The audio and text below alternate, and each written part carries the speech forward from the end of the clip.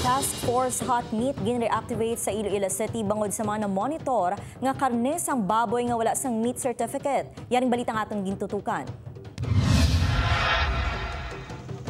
Isa ka baboy ang mapaubos ni Manong John kada adlaw diri sa Baldoza, La Paz. Suno sa iya nagabayad gid ini sa slaughterhouse para magpaihaw agud masiguro nga wala sang sakit ang ginabaligya sini nga karne sang baboy. Apang masami nagareklamo ang mga manugbakal kung may marking ang panit sang baboy. Isa kali may mga customer kaming isa nga hindi gusto sa may tatak bala.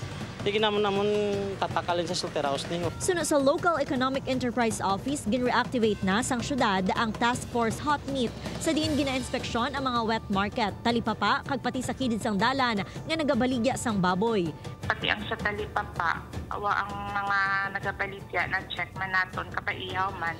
Pero gina-check din natin, gina-monitor naton kung magtali man ang baboy nga ginpaihaw nila kagang MIC. Sang damlag lang, 65 kilos ka karne sang hot meat ang nakumpiska sa La Paz Public Market sa ginka nga operasyon upod ang National Meat Inspection Service. Ang nasambit nga vendor o supplier ang ginwarningan sang task force kag NMIS sa tion nga liwat nga madakpan, posible pasakaan na sang kaso.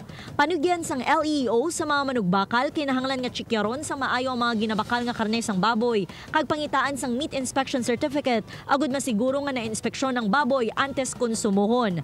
Zen Kilantang Sasa para sa GMA Regional TV Early Edition.